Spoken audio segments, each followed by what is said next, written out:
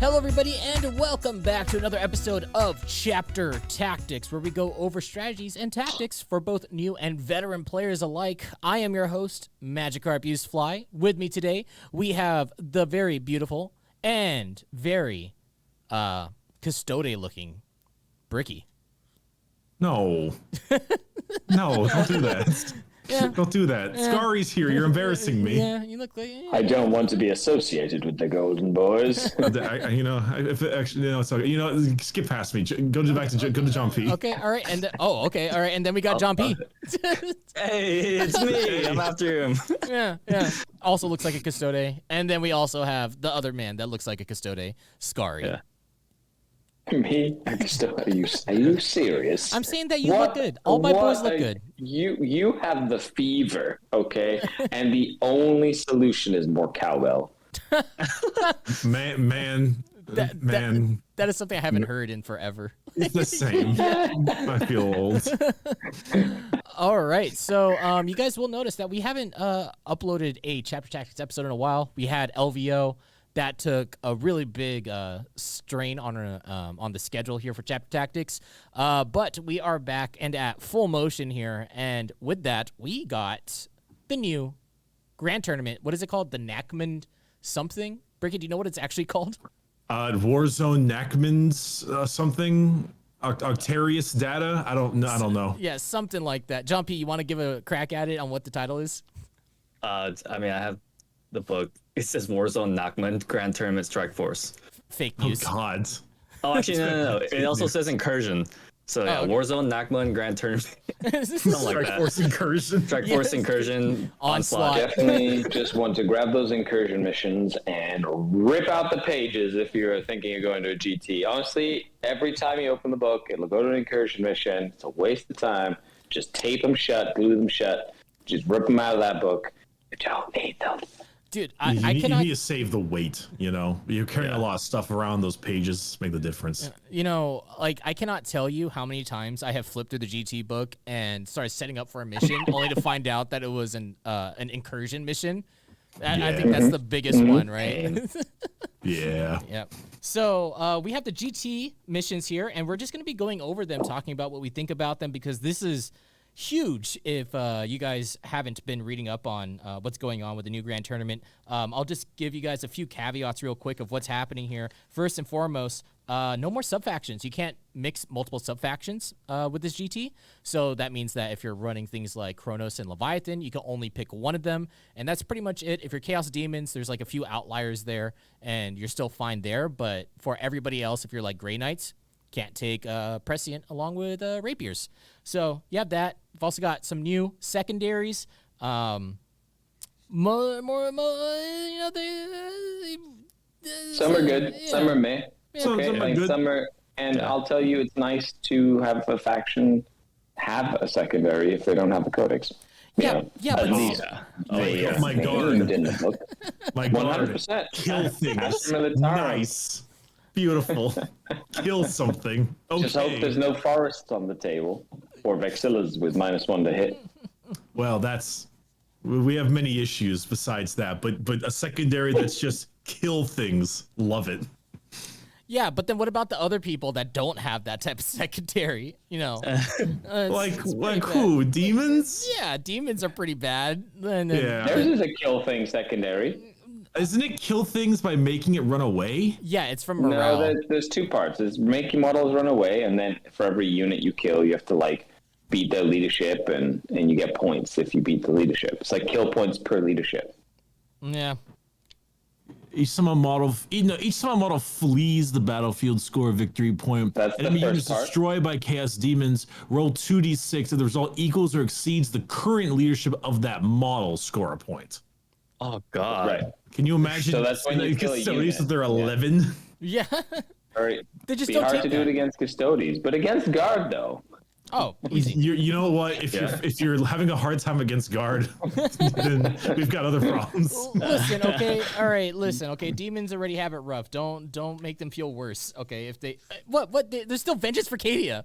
Like it's still.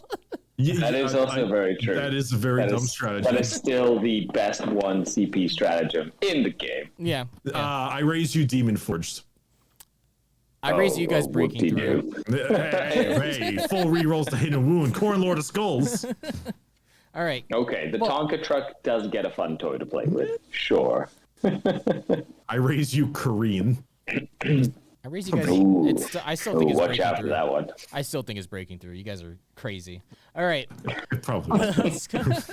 All right. So that's basically the rundown of what's changed. Also, primary points. You can only score them as 4, 8, and 12. For holding primaries, if you hold 1, you get 4 points. If you hold 2, you gain 8 points. And if you hold 3 or more, if you hold more than your opponent, you get 12 points. On top of that, there's now these things called progressive objectives for every single mission. Missions no longer have any type of secondary, so your minimized losses, priority targets, vital intelligence, data intercept, all those things. Can't take them anymore. They are just gone entirely. And instead you have these progressive objectives where you can score points to make up for not holding objectives in the game, which is pretty nice. I like it. I think that first, let's start off with a roundtable of what everybody thinks so far about the new missions. And I think that let's start with John P. What do you think? Yeah. Haven't had a chance to play the game yet, but just reading it, it seems like definitely having that codex secondary is going to be so vital for any army, because they just stripped away those mission secondaries that a lot of people would take to fill in after they took Rod and Engage. Also, it kind of just seems like retrieve Nachman data or whatever, and Engage might just be the defaults that people still go to. I don't know if I'm missing something, but it kind of just seems like the secondaries didn't really change too much. Yeah, I think it's mostly the way that you play the game that has changed. Yeah. My apologies. We jumped a little bit too quickly here. Before we go on any further, let me just say that this show is brought to you by FrontlineGaming.org, where you can get amazing game mats for not just your 40K games, but almost any tabletop game out there. Purchase miniatures at a discount and join some of the largest 40K events in the industry. They also have the largest 40K podcasting network in the business with shows like Signals from the Frontline, Chapter Tactics, the Thursday show with Adam Camilleri, and so much more. That's frontlinegaming.org, or you can click on the link in all the social media goodies out there. Bro, what do you guys think about that? I didn't even read anything for that. It was all in my head. All right. Was that actually? Was that all just off the rip? That was just all off the rip. I'm actually really impressed. That was good. Yeah, that's sick. All right, Bricky. So we call indoctrination. Yeah, exactly. Just drilled into my head. All right, Tear Bricky. down their icons. Tear down. Ricky, tell me what you think about all the new missions and what you think about the GT. Who? I said Bricky. So you? Oh, you must have cut that off. My bad. Actually, I'd rather have Scouring goes first so I can formulate my opinion after hearing his. Gotcha. He's the goon hammer. All right, here we go. Scouring, goon hammer us up. The missions are like flowing water going downstream that moves around the rocks and then washes into the ocean of potential. I made a mistake. You had your time in the spotlight. Yeah. I do like the missions. I've had an opportunity to play quite a few of the new missions. I've gone to a tournament recently as well, where we got to play the new missions as well, and the new data slate pack and the balance update. So that's something.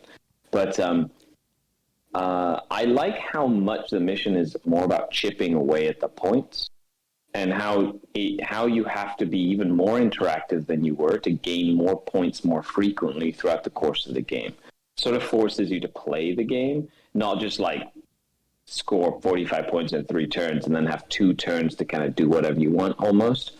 You really have to sort of like play the game at little intervals throughout the whole game now. And it's a different feeling. I don't think it's a bad feeling. It's definitely reminiscent of the original missions. However, I do like that you have to play the game more. That is very well spoken. For the most part, I agree as well. The only problem that I have, and like we'll touch on it as we go on throughout the rest of this episode. There's a lot of bookkeeping for these missions, in my opinion. I also don't like that it's going from like intervals of 5, where it's like more easily digestible, to see how many points you are scoring with 5, 10, and 15, things like that. To now being like, you can have a turn where you get 9 points, you can have a turn where you get 7 points, or you can have your primaries be like 13 points. And then at that point, it's like, it's a little bit confusing adding all those weird numbers up very quickly to determine how you are doing in the game. Yeah. I have other problems with it, but I'm trying to not be a negative Nancy here. So, Bricky, how about you drive us home on what you think about the GT? I'll drive you home, Matt. Don't you worry. Thank you so much. I'm Scouring would definitely can probably attest to this. But back in the day, the missions were always supposed to be kind of like scenarios. It was like, hey, we're fighting here for like a reason. I remember me and my buddies would we'll put like a little Necron piece of terrain in the center and say, hey, it's not malfunctioning. If you get too close to it, you might get zapped, take damage, or you make up kind of weird things like that. But it was always fluff and never competitive, and didn't really have a place in competitive. I kind of like how they're trying to make a competitive version of that, of like a fluffy mission. Some of them I think are rough, like tear down their icons. If you're playing knights, it's just like, well, sucks, dude. You don't get to, well, unless I read this wrong, it's just basically like, hey, no bombs for you. But of course, knights are they're an 8th edition codex. You never know at that point. But I like the idea that in a sense, I think your list needs to be prepared for these missions and prepared for a various amount of missions. So there's more skill in the list building and gameplay phase alike. But I feel like a very certain amount of armies are just going to get kind of shafted, like knights, for example. Yeah. So I think overall I like it, but I play armies that are good for it, like Guard and Sisters and Krons and CSM Custodians. I can't imagine running Crusher Stampede or running Knights or something like that and trying out this kind of thing, or like running Triple Keeper of Secrets or whatever. Yeah. I think that also the game is very attacker-defender feeling. A lot of the missions are very attacker-defender feeling, where first turn, you need to put the pressure on really, really hard, because there are some missions where second turn, they can spike a lot of points at the end of the game. So it's like your duty to kind of just be super aggressive. But, we'll talk about it as it comes out. Let's start with the first mission here. We're talking about Recover the Relics. This is a what would you call this? A hamburger deployment? Is this Dawn of War? Hammer and anvil? Is that what you guys call it? I think we call it hamburger. Yeah, because hamburger. It's fat, not long. Yeah. Scary. Is that okay if we call it hamburger? Well, that is a new term. I am learning from you, wonderful children. Dawn of War, hammer and anvil. It's a hot dog hamburger. Hammer and anvil. Okay, I get it. But hamburger works fine. Yeah. Hamburger and anvil. I like that, hamburger and anvil. All right, so confuse everyone at home. Hamburger, bro. All right, so Recover the Relics. This is a hold one, or it's a hold one, hold two, hold more objective. Okay. You have 6 objectives on this map. The mission rules is that in this mission, a player only receives the Battleforge CP bonus at the start of their command phase if they control either one or more objective markers in their opponent's territory, or if they control one or more objective markers in no man's land. And then if you control your the objective marker in your opponent's deployment zone, you also gain an additional 1 CP. On top of that, for the progressive objective, you score 1 point every time that you kill an enemy unit. And that's pretty much it. Pretty cut and dry. I think that this is a really basic mission, and I think that it's pretty cool. I like it. I also like the way that you can play around with stopping someone from taking or from getting CP if you're smart enough. I like it. I think it's okay. What do you think, John P? Yeah, forward deploy. Gonna be super good in this one if you want that extra CP. Mm-hmm. But yeah, like you said, straightforward mission, kill things, you score points up to a maximum of 3. I guess it'll kind of force people to maybe feel like they need to pace themselves when they kill people if they want to max out the points. But I mean, if you kill your opponent, they're not going to score points. Yeah. So if you kill them, they can't do anything, right, John P? Yeah. Yeah. But I mean, if you table them turn 3, you're going to lose out on 6 points. Yeah. Yeah, definitely. Because you can't score those 3 in the next 2 turns. But yeah, but they're going to lose out on all their points. Yeah. After that. Yeah, but I guess if you're going for that like perfect 600 run at a GT, yeah, I get it. Yeah. One thing that I do want to say is that, you know, I've played these missions a lot because Adam was here and we were playing like a bunch of the new missions and everything. I played it with Kenny. I played these missions a lot, and you know, the CP, you know, not getting CP at the start of your turn, man, that feels bad. It like it really hurts when it happens. It's a big deal. Yeah, it's a really big deal. Bricky, what do you think about this mission? Yeah, actually, I realized reading the mission rules, you will not get CP turn 1 because you don't hold unless you have forward deploy stuff. Yes.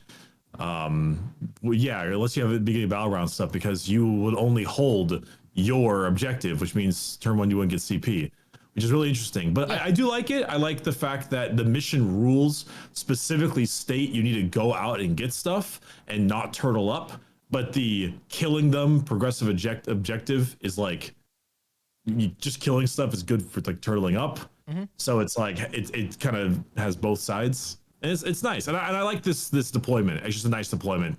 Yeah. Close objectives, but not, you know, too far away. And yeah, it sounds fun. It's probably the most vanilla basic of them all, I think. Yeah, it's one of them, I would say. Yeah. Scary, opinions about it? This mission was one of the ones that GW previewed on their website, so it's probably it's one of the two that we've had the longest to read and take a look at. It's also a mission where a lot of secondaries in the book work really well. You have 3 objectives near your deployment zone for banners. You have a deep deployment zone where you can hide stuff if you're doing like to the last. You can like zone out the deployment zone relatively easily with few units. The bonus point, and this is a theme that you're going to see along in the actual Nackland book, is a lot of these army rules or mission rules sort of like favor or kick certain list builds where it hurts. And I think this is by design. You know, in this case, you know, because of the way the missions are built, there's lots of actions and stuff. Armies might tend to go towards more of a multiple small unit, or what we call MSU style build. But this mission punishes you for bringing an MSU style build, giving up lots of points for the bonus, right? And this is a theme we're going to see throughout the missions, where different missions will have different sort of army rules that it will impact how you want to build your armies because of the other missions. You know, something that's prevalent in Age of Sigmar with a lot of the missions, where you need to have a balanced list to play in all of the missions that you might play. I think it's going to come out more as well as we play in this season with the Nackland book. Yeah, I 100% agree with that. I think that some armies are going to have a hard time building an all-rounder list for all the missions in this book, as well as taking secondaries. It could be kind of a hassle, especially if you have an 8th edition book as of right now. It could be a lot harder.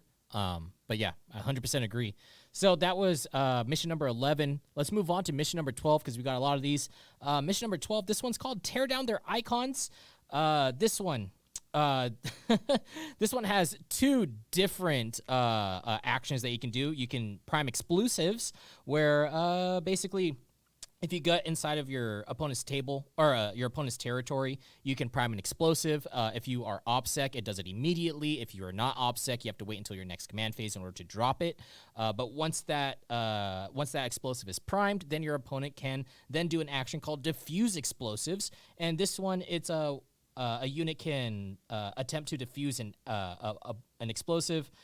If they are OPSEC, it does it immediately or at the end of your turn, and you don't have to do anything about it because it passes it automatically if it has OPSEC. And if it doesn't have OPSEC, then it has to be on a 4-up. Then it gets rid of it. On top of that, at the end of the game, you get 4 points for every primed explosive that you have in your opponent's territory. This one is pretty interesting. This is a diagonal deployment as well, so it's very easy to get into your opponent's territory. You literally just go into the corner, you move 5 inches, and then boom, you can drop in explosive. They have to be outside of 9 inches from each other, which is a pretty decent caveat, but it's really not that difficult. This one, I have a big problem with it. I don't like this objective, but I think that it's fun. I just don't think that there is a place for it in a GT setting. But I do think that it is funny. I've played it already, and like, you know, it's a good time. So let's start off with Scary on what you think about this mission. So the first time reading the mission, I thought it was kind of weird. Then I played the mission a few times, and I love it. My army is very good at this mission. And by my army, I mean MSU Drukari, where I have tons of little units that can put bombs everywhere, and it's really fun. You know what? The 5 objectives, it means that it's really good for armies that can still hold the middle of the board really well. You know, you're still fighting over, you know, an odd number of objectives. You're going back and forth. It does reward positioning and doing actions. So this is a mission that really rewards having lots of small little units that can go around and do lots of things, right? And I think that's just a different style of mission, special rule for the bonus. Yeah. In this case as well. In terms of, and it's nothing like with RTTs, you know, Bricky, you were saying about like narrative style missions, like back in the day, like 20 years ago, when Games Workshop had their Rogue Trader tournaments, which is where the term RTT comes from. It was like a little tournament pack that they would send to stores to run events. They had missions in these packs.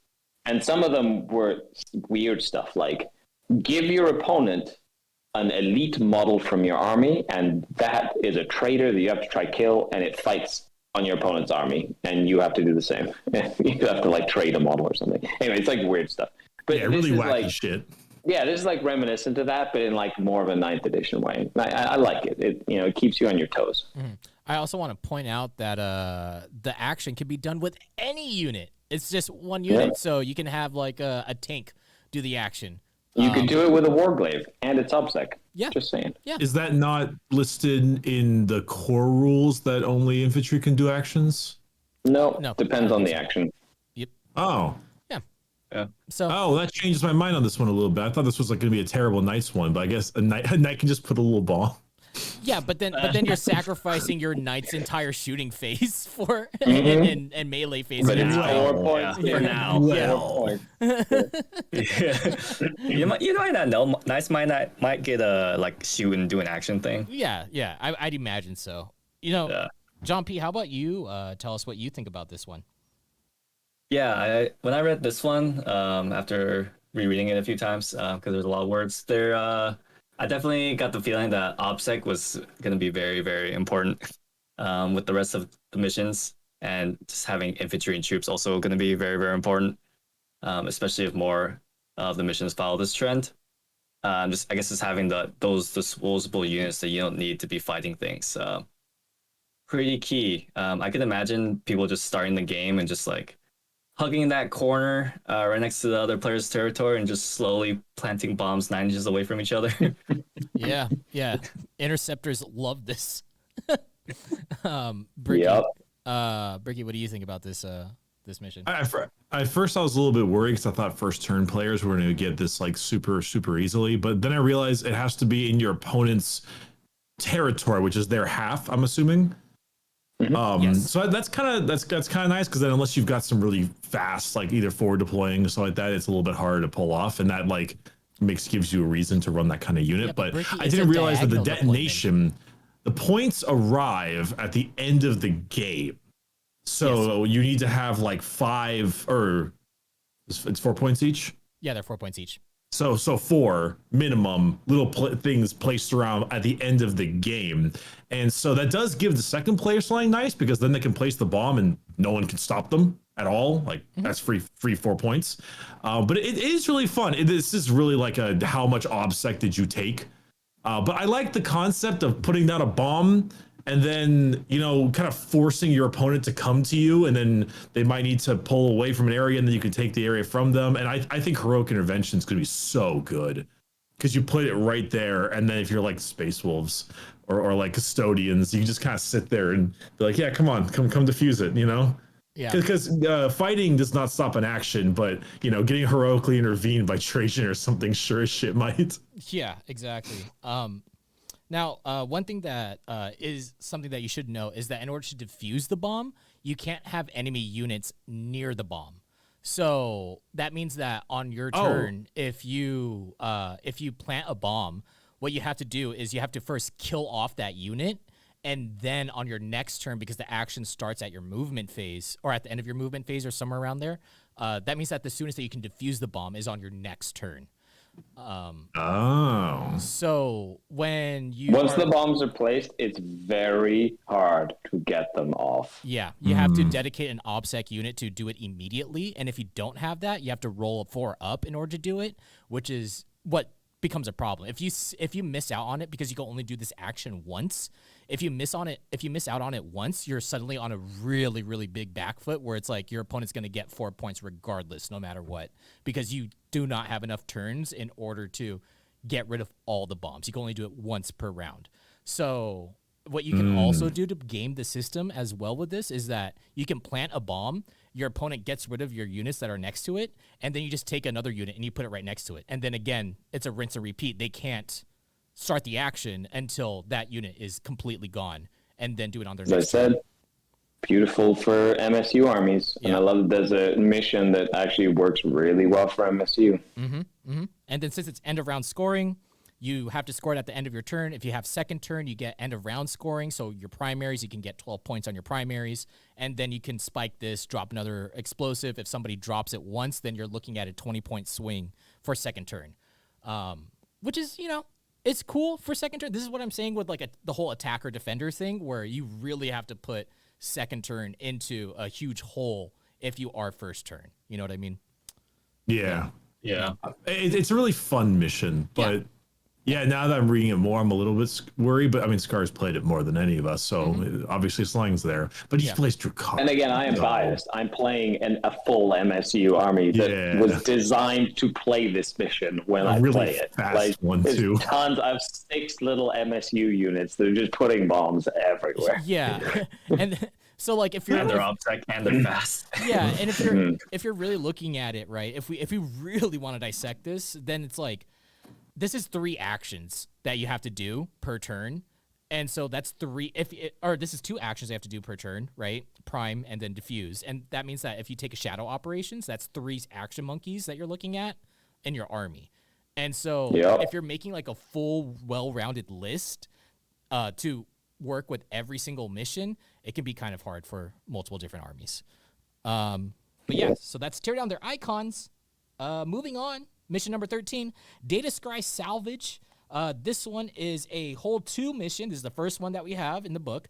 It's a Hold 2 mission for a Hold 2, Hold 3, Hold more. This one is that for Data Intercept, you have an action that you can do where 1 unit from your army can start to perform this action at the end of your movement phase if it is within range of the objective marker within its own deployment zone, and no enemy units are within range of that objective marker. This is also a sticky objective as well, but with a small little caveat where it's only sticky if you hold the objective at the end of your command phase with an OBSEC unit. Then it becomes sticky. If you just hold it with like a regular unit, it's not sticky. Yeah, that's a big change from the last mission pack. That makes things like infiltrators and Necrons that move forward and are OBSEC, like a lot more powerful to actually hold it, and you can't just do it with things like Mandrakes, for example, which are not OBSEC. Yeah, it's an interesting change. I actually really like that part a lot.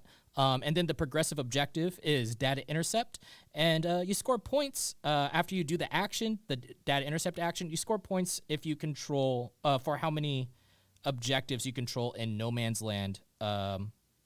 So equal to the number of objective markers you currently, in No Man's Land to a maximum of 3 points per action. Yeah, boy. Pretty interesting. I actually like this one. I think that this one's fine. Let's start off with John P. What do you think about this objective, sir?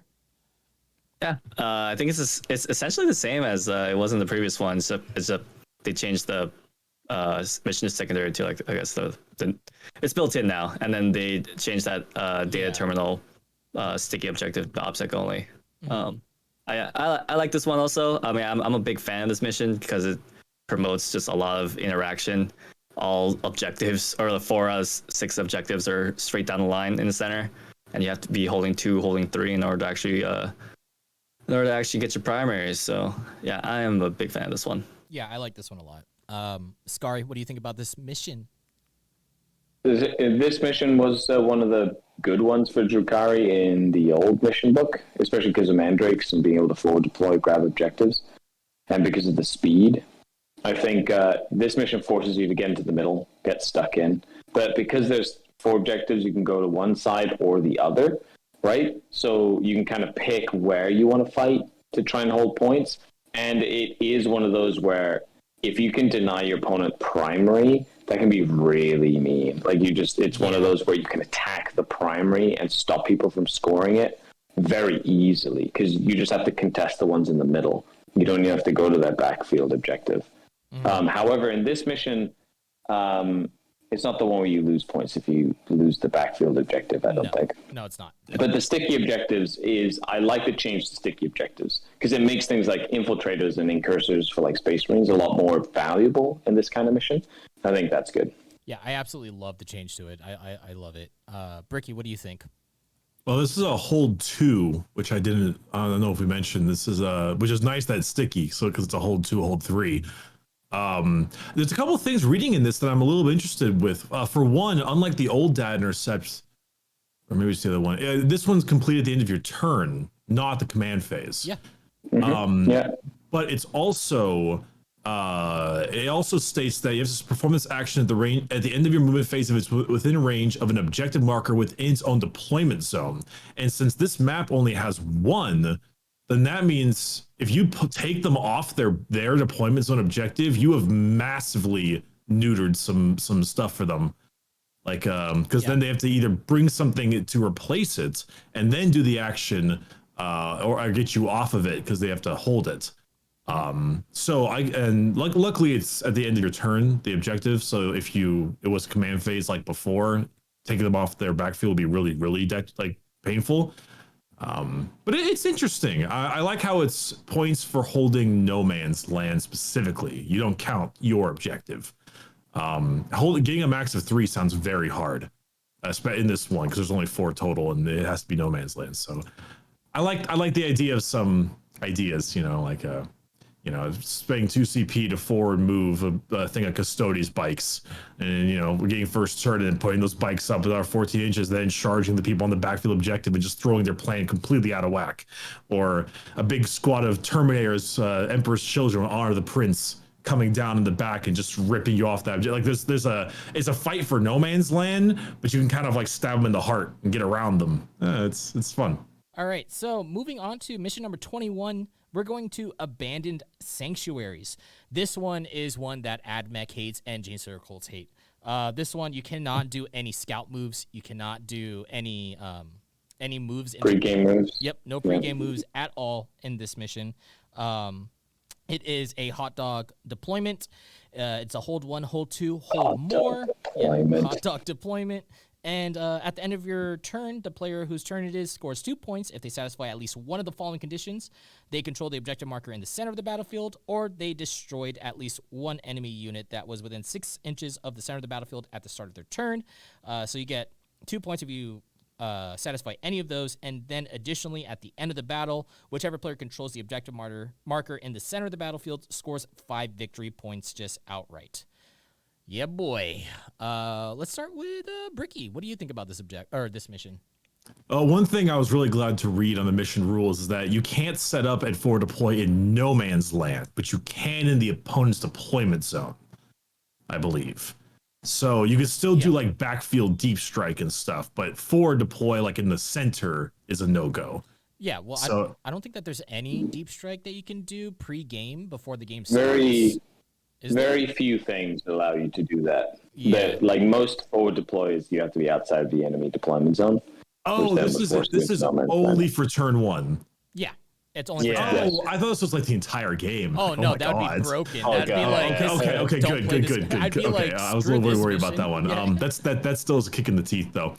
No, I like this one. I like how skewed it is for the end of the battle.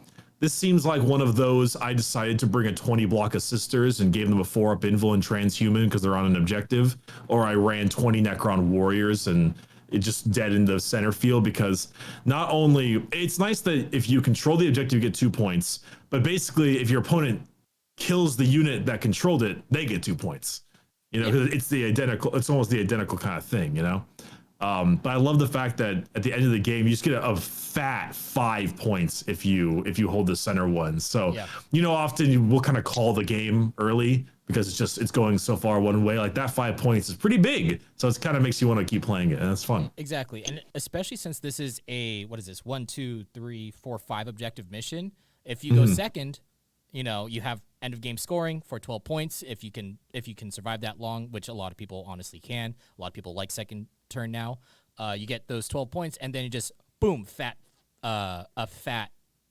extra 5 points for just controlling the middle objective marker as well, which is something that you're going to want to do anyways. Plus, you get another 2 points on top of that before the end of the game, right? So you're looking at, if you're going second turn, you're looking at about a 19-point swing on this objective if you can get onto all 3 objectives, or get hold more and everything like that, stuff like that. All right, Scouring, what do you think about this mission? This mission, I love the fact, and I know people feel strongly about this. I feel strongly about the fact that I love that it stops forward deploying and pre-game movement. I think it's fantastic that there's missions like this that tackle list builds directly. No Forlorn Fury for Blood Angels, no Space Marine, Ultramarine, Dreadnoughts like in your face, right? No like Raven Guard stuff, not that you see that very often. No Necrons moving into no man's land before the game starts. No crazy big unit of AdMech horse dogs.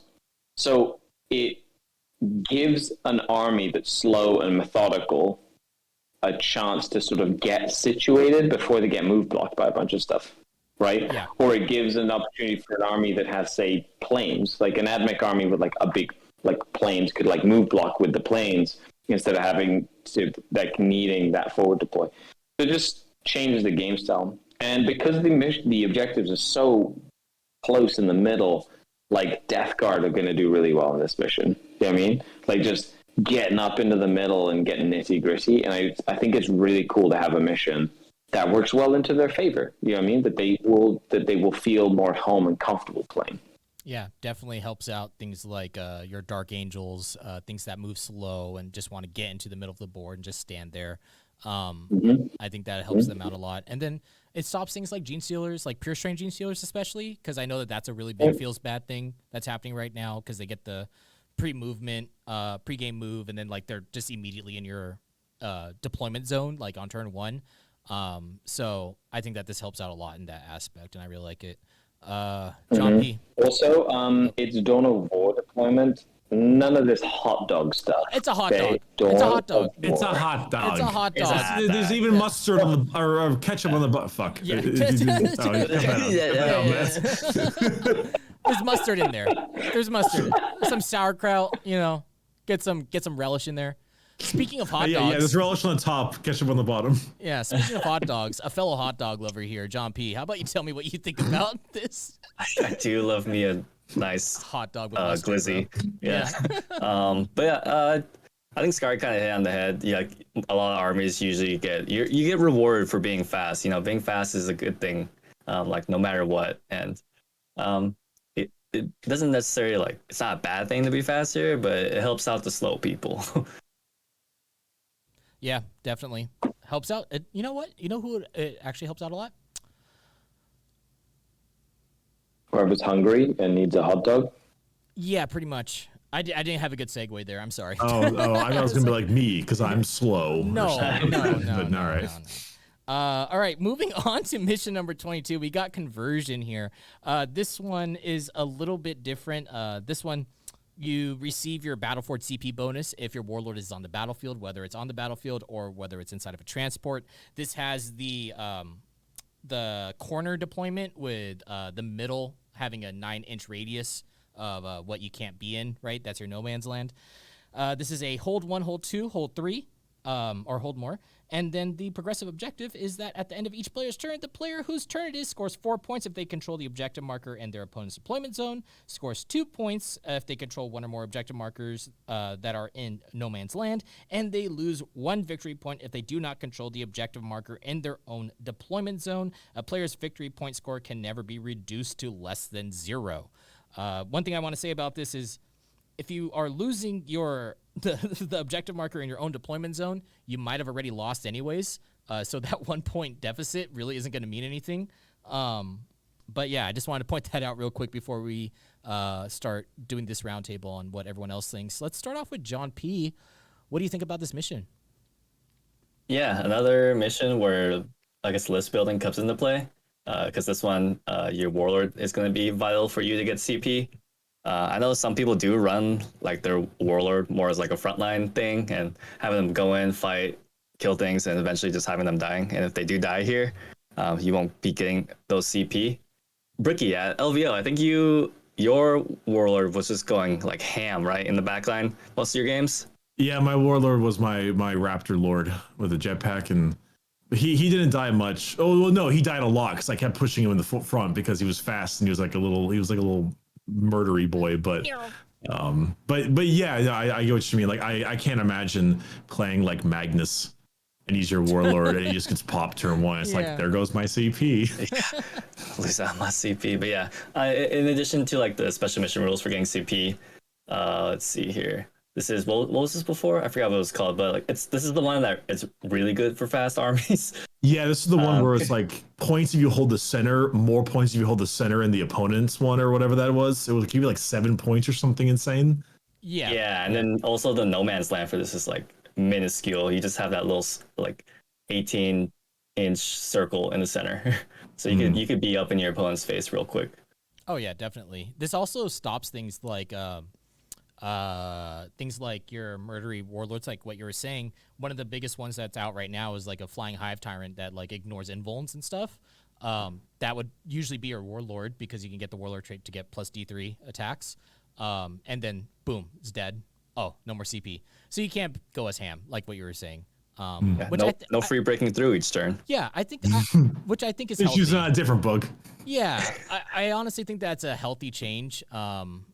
I think it's good. I like it. I think that it makes it so then it's a lot less alpha strike heavy and gives second turn more time to kind of live, I guess.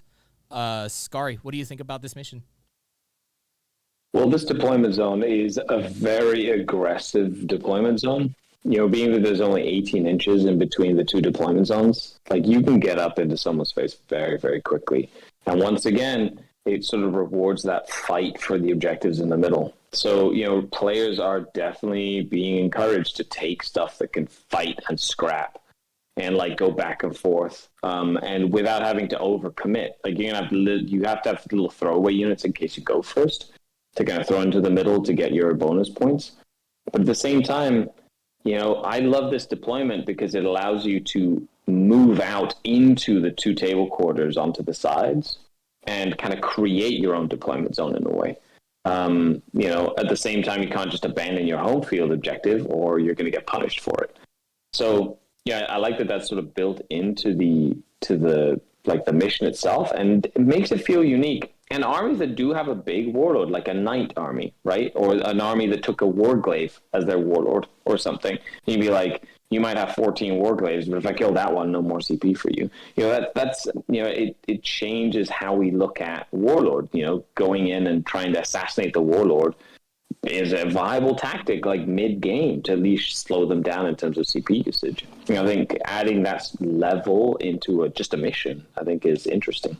Yeah, especially since like doing stuff like assassination, like killing off a warlord, it's not a big deal anymore. You know, with 2021 GTs and everything like that. Like people really didn't. Half the time that I played against people, I didn't know who their warlord was and didn't care. You know, like at least now I'm just like, who's your warlord? I'm gonna kill him. I'm gonna try to kill him. Your warlord, like I'm imagining playing Admech, my warlord's gonna be like a Scutari Marshal or something. T3, 4 wounds, like 3 up save, 5 up invuln. Yeah. Will, like just instantly die to something with like just throw 4 more wounds at it or just snipe it. Ignore the lookout sir rule. Breaking through. Yes. Snipers. Yeah. Yeah. Every time bodyguard. Shut. Oh yeah. Bodyguard rule. As a sisters player, I can't talk. Yeah. Ricky, what do you think about this mission before we move on? I like it a lot. I like the fact that killing the warlord actually means something more than just an extra 1 point for assassinate. I think it's a little punishing for people who like to take the really big warlords, like the Silent King or Mortarion. But whatever, sucks. I actually really like when objectives can lose points. I've always thought that's fun because then there's a way to turn the tables, at least in a very light amount. And I mean, we've all had games that came down like 2 points or something, and being able to pull it away from someone, it's kind of fun. I also like how that though the -1 point is only at the end of the person's turn, so at least they have a turn to kind of take it back. But hey, you never know. It's a fun one. It's a little. I'd say it's a little boring overall, and I always hate the circle one in the center. But it's like not bad. Next one's the Scouring, though, so let's talk about that. One's more fun to talk about. So we got the Scouring. Talk about a glow up. Going from a mission that was like probably the hardest mission in the game, where like second turn, just like you want to go second on the Scouring. Like if you go second on the Scouring, it's like almost an auto win. Yeah, so the Scouring was really hard. The change to this one is that you no longer have that little box deployment in the Scouring. It's now the whole edge to edge, which means that you're not spending points for strategic reserves if you can't fit your entire army on there, which is really nice. This one is a hold 1, hold 2, hold more. You have an action called Aspect Scan. 1 unit from your army can start to perform this action at the end of your movement phase if it is within range of an objective marker that has not been scanned by a unit. Basically, whenever you scan an objective, you get 3 points at the end of the battle for every single objective that you have scanned. Huge glow up for for this mission. I actually love this mission now. I think that this is a great mission. It forces you to fight into the middle. No one's staying inside their deployment zone. If you are, then you're losing points on primaries. I actually like it.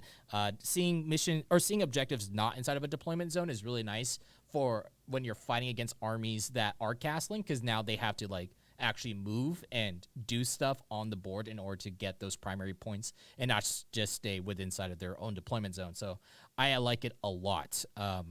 Let's move over to John P. on what you think about this mission.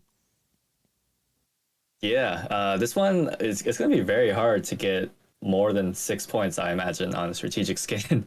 Because you need the objective to be empty, meaning I guess there's no enemy units there. And if there aren't any enemy units, I mean, it's going to be pretty difficult, like you said, because everyone's going to be out and about trying to fight for the center. I doubt you'll ever get to scan the center and the backfield objectives unless you're completely dominating the game. But getting those back to going to be not so bad. I absolutely love that they expanded the box and to be the full width of the map. This is I remember this as being one of the more annoying missions to set up, just having to get all your dice out and make that box. Yeah, right? Yeah. You have to actually test if you could even, like, run the box and, like, see if you could even survive it. I think, like, during LVO, even when it got to the Scouring mission, so many armies just dropped right there because it's so brutal. One thing that I will note on this mission is that any unit can do it. So, vehicles, you know, you could do, like, a Rhino can do it. You can have a Rhino do it. That's funny. Scary, what do you think about this mission?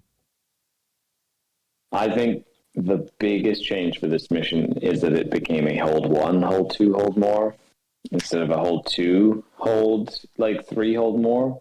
Because back in the day, you had to hold 2 on a 5 objective mission where the middle objective is literally the one you're fighting over all the time. Like you either got 5 points for primary for holding the 2 near your deployment zone, or 15 points for primary because you somehow held the middle, right? So then you de facto held more when you held 3. Mm-hmm.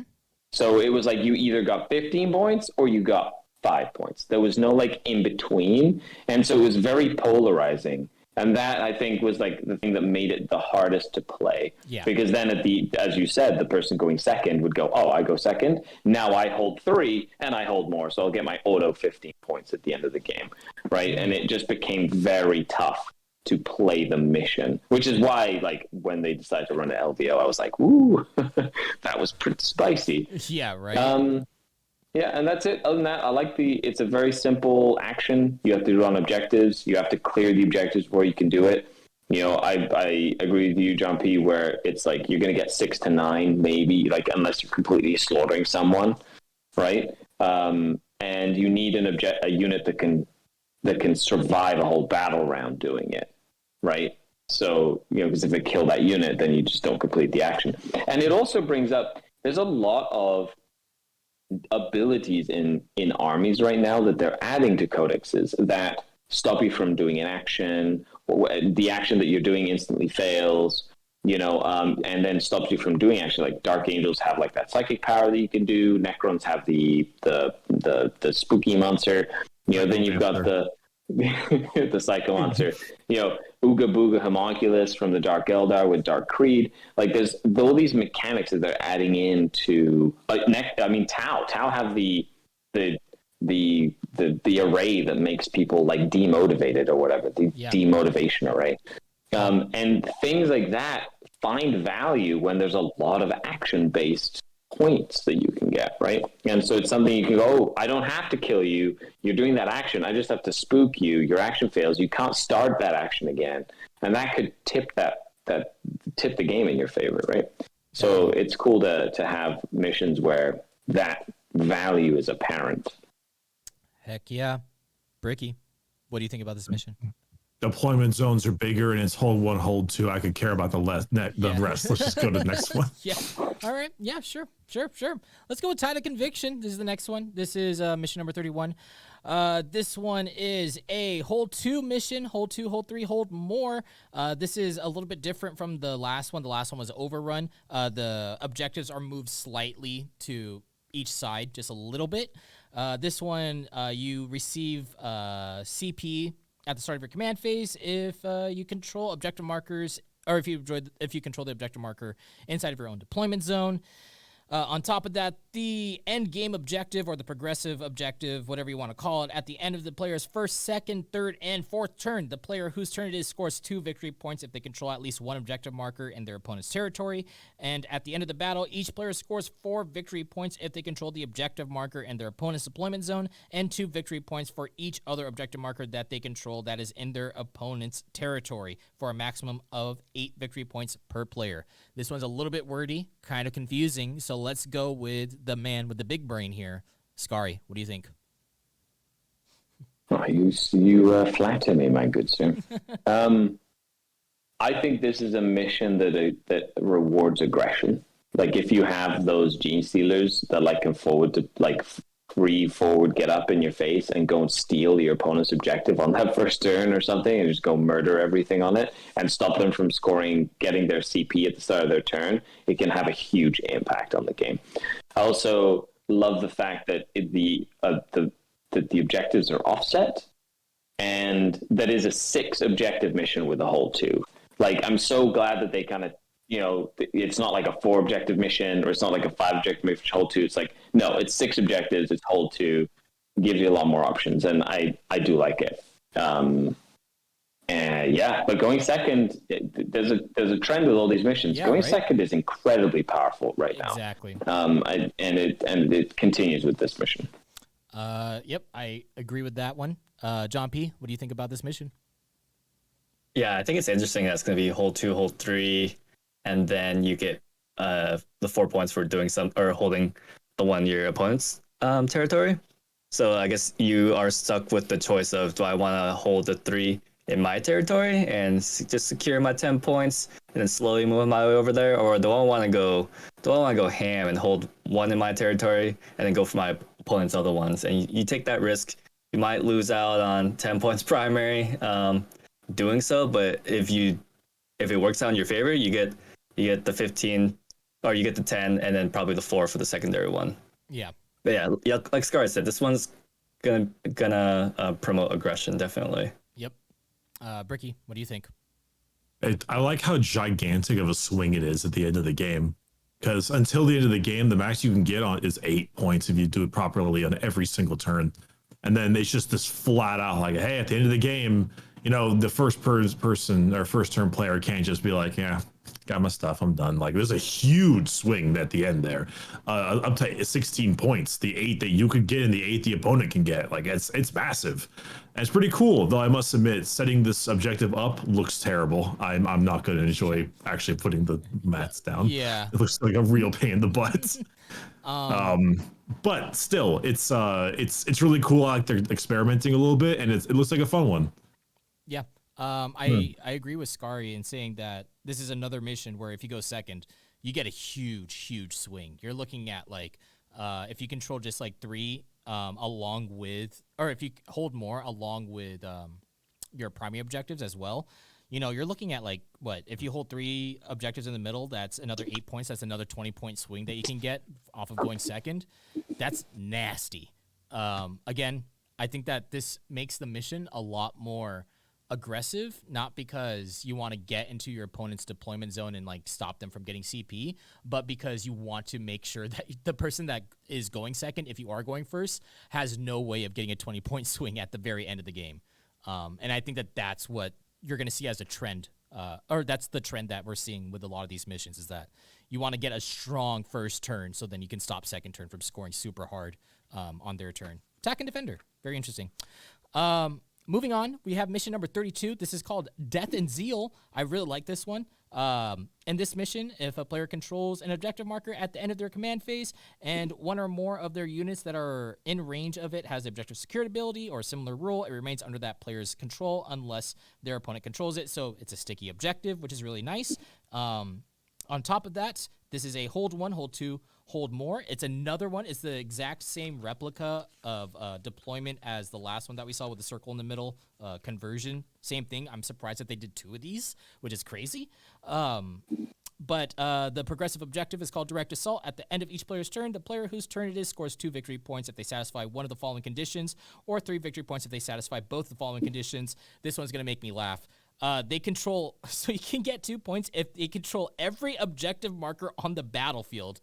Okay, sure. Or they control at least one objective marker that they did not control at the start of their turn.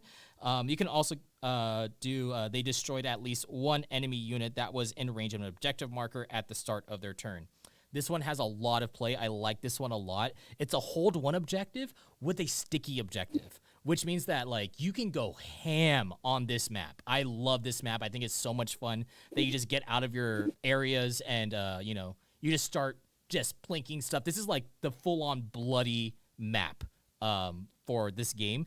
And what's also very interesting is that if you have turn 1, you can get an easy like 2 points by just not being on your own objective at the start of your turn and then just moving on to it, and then at the end of your turn you get 2 points.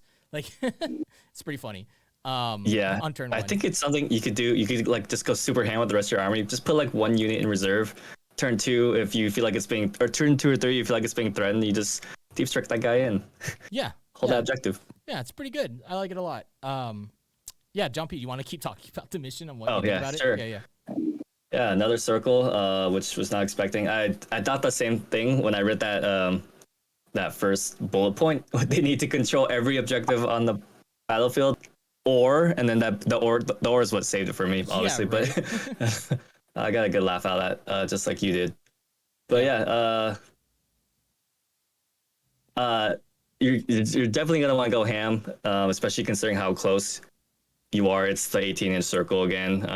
Getting to the objective marker is gonna be 12 inches. It's gonna really help out armies that are fast, like Quinn's, Eldar, and the likes. Woo! Wow! All right, Scary, what do you think about this mission? It's the old direct assault. As for the table quarter style deployment, it's a very popular old deployment that they've sort of like has been around since forever. So it's nice. I do like that they sort of simplified it and go, hey, you've got so many like Dawn of War, so many Hammer and Anvil, so many table quarters for hamburger, hot dogs. I don't know what's this one, the bun. I don't know. You can call it whatever you want. It's a taco. And then you have the secondaries are good. It's just fight over the objectives. If you take an objective away from your opponent and then they take it back away from you, there's going to be points exchanging hands, right? And I think you're rewarded, as we said before, to play the game and get little points, 2 points here, 2 points there, 3 points, and to just fight for the objectives and to participate more in the game. I think that's it's good. Yeah. This style of deployment though really rewards armies like orcs that can like put a lot of pressure on you and like surround you, or like get in, like turn that table quarter into like a surround maneuver around your table quarter. So you have to be careful not to get pinned in your zones in order to play the game. Definitely. Bricky, what do you think? Violence. Yeah. Wake up and choose violence. It's very murdery. That's about it. I like it. It looks fun. Yeah. It's one of my favorite ones. Moving on, we have the very last mission here, mission number 33, secure missing artifacts. This is one of the other ones that GW showed off. I hate this one because this is the one where you have to freaking move the objective markers, and it's like it's always a pain having to move the objective markers after you put them down, and then you have to move the terrain. I hate it. I don't like setting this one up. But it's the same one as before. You get to reposition the objective markers. The difference is that you get to choose your opponent's priority objective marker instead of you choosing your own, which means that you get to choose where your opponent is going to be scoring points at for the progressive objective, precious artifacts. At the end of each player's turn, the player whose turn it is scores 3 victory points if they control the priority objective marker that is in their own territory. So interesting there. I think that I literally have nothing to say about this. What do you guys think, Scary? Well, it's still priority objectives. I do, you're going to move one of the 2 objectives in your opponent's territory, regardless, right? So you can usually try and put it out in the open if you want, so it just means that if they want to score that bonus point and they do it with like a small unit, you could just kill it constantly or shoot it or, go like remove it from the table. It's probably one of the simpler ones in terms of mission because it's just hold 1, hold 2, hold more. But where the nuance comes in is how do you move those objectives? And that's like where you can get the most. You're either trying to condense all the objectives into the middle if you're playing Custodes and have like a trifecta of objectives like literally right close to each other. You don't have to go anywhere. Or if you're playing like an Eldar style army or GC cult, you're trying to separate the objectives as much as possible and get as much distance between them as possible to take advantage of the fact that you're fast and have MSU. So, there's lots of like tactical implications to this style of mission. It's nice that they kept it in. John P., what do you think? Yeah, I think if player optimized terrain is going to continue to be a thing, definitely knowing where to place your terrain to try to maybe bait your opponent into moving it out of position or into trying to protect the one that's in your deployment zone to the best of your ability is going to be very important. This mission also was very was very high scoring. Everyone was dropping a fat 15 on this usually, and I guess having them flip it so that your opponent chooses kind of helps that out. Kind of nerf it so that you don't score as much. So yeah, other than that, it's pretty much the same. Yeah, I think it is pretty balanced.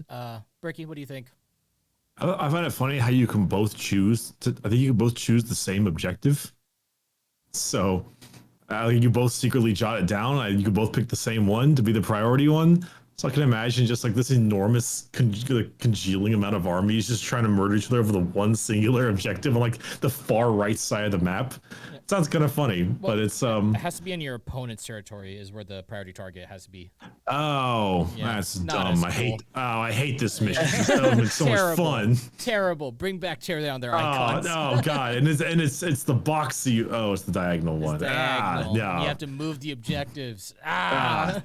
Too much God, prep. yeah, bring back tear down their icons. More bombs. You know what's funny is that you can't talk about tear down their icons at an airport. Like if you're like going to a major, you're just like, all right, what is your plan for tear down their icons? It's like, dude, we cannot talk about this right now. Dude, you have no idea. Last time I did that one, I planted 8 bombs. Yeah, like all right. Last time I was here, I planted 8 bombs. Like you can't do that. I did it last year. I'm gonna do it again this year. Yeah, dude. I've been so good at it. I've had some practice. Yeah. So to round this one out, let's do a roundtable of what we think about all the objectives now that we've gone through them and kind of dissected them more. Let's start off with John P. here. What do you think about all the missions now that we've broken them all down? Yeah, troops OPSEC gonna be very important. List building is also gonna play even more of a factor, not even just strategically to kill and stay alive, but to do things. I think obviously having action monkeys or even units that can perform an action and still maybe shoot is going to be good. Looking at you, AdMech, You've got the Cataphront Breachers and Techno-Archaeologists that can point the Cataphront Breachers so they can shoot and still perform an action. They also have like a warlord trait to do it. I'm sure a lot of other armies have this, but those are the ones that I know. But yeah, actions, troops. Definitely. I think that the game, like a lot of these missions are very, very there's some missions here that are very second turn heavy. If you get second turn, you get a lot of points, which I think is a little bit strange just because second turn, at least in my opinion, had a lot of advantage already. And now seeing it again, it's like, ooh, it might be a little bit too much of an advantage. I don't know if that's just me, like, just because I love second turn so much. But that's my opinion about it. It's also very attacker and defendy. I like that. Scouring, what do you think? I'm going to echo what you said there. I think going second is incredibly powerful, which means that I like this missions for that reason. I think it's good that it rewards you to go second. Because a lot of time if you go first and you take a lot of damage, you want to have like agency to kind of come back into the game by just playing the mission. I think that as a player, you're going to have to pick like different things in list building that are going to help you play the missions. You're going to have a plan to go first and get very aggressive to deny your opponent the ability to score if they're going second, to offset that bounce back they can have late game. I think that's going to be incredibly important. But you can't get too aggressive because in like some missions, you're not going to be able to use that, forward deploy, for example. Your warlord has to kind of fit in the aggressive/support element. And it's just going to be interesting to see people fight over these little bonuses and these little points. And what I've seen in just the missions in general is the point spread has been reduced. Like people don't win by as much anymore. Like if they like beat their opponents, it's not like you're not seeing the disparity of points that we were seeing in the last season.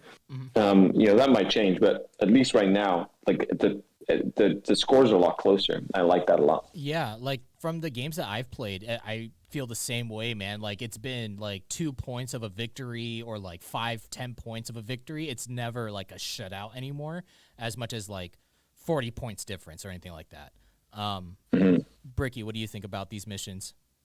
I really like them. I think it adds more skill in the not just rolling dice and shooting process. It requires on-the-fly decision-making. It requires more planning. It requires better list building, along with the secondary changes, like the new changes to Rod and Engage.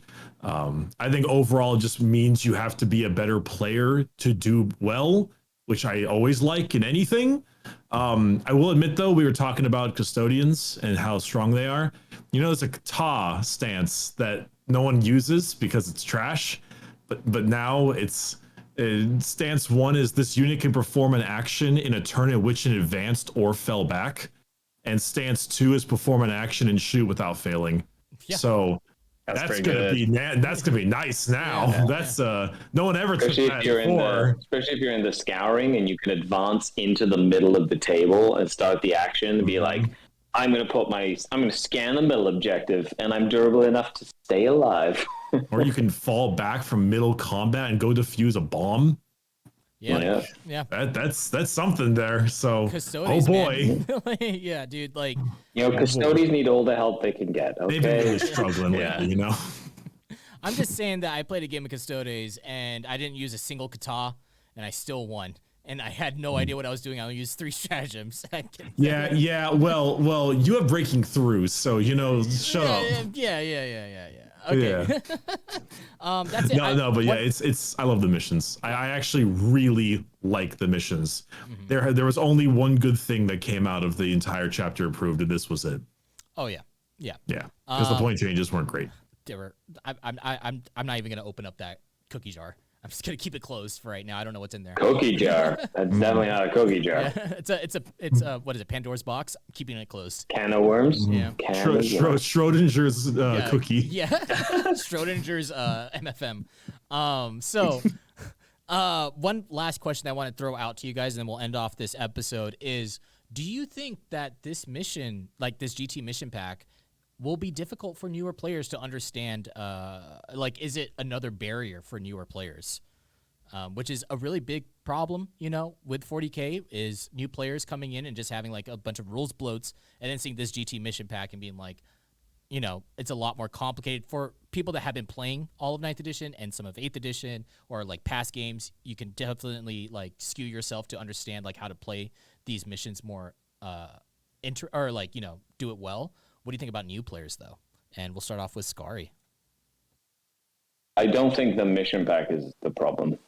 I think if you're a new player and you get the mission pack and you buy your codex and your friend buys a codex and you decide to put the missions and you just follow the letter of the word, it's not going to be as confusing. Where it gets confusing is you go to a tournament and find out you've got 4 FAQs you didn't know about and 50 different point changes in 3 different places, and like some errata here and this mission thing over there that you did not know about. That's the thing that clogs up the barrier for entry, is the fact that when people want to get involved with the community, all of a sudden they're like, oh, I'm new. And they're like, here's a whole bunch of other information in not one place that you have to literally scout for yourself, or you're not going to be able to like be at the level that everybody else is. But at face value, I don't think it's a problem. Like if you were just getting it to play it and you didn't have any influence from the outside world. Okay.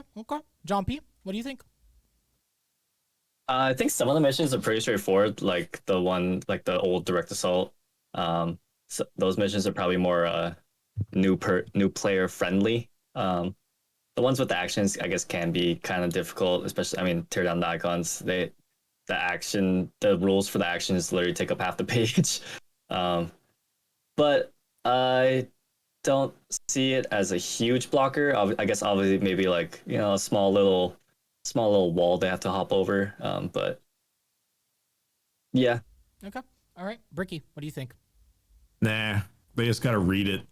It's we never really read it much. We're just like, what's the secondary on this one again?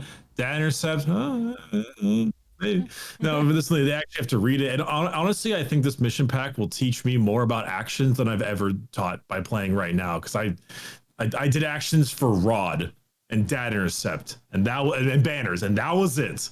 And now I need to actually, now I understand it a bit more. But yeah, what Scary said, these missions are not the problem that new players are facing right now.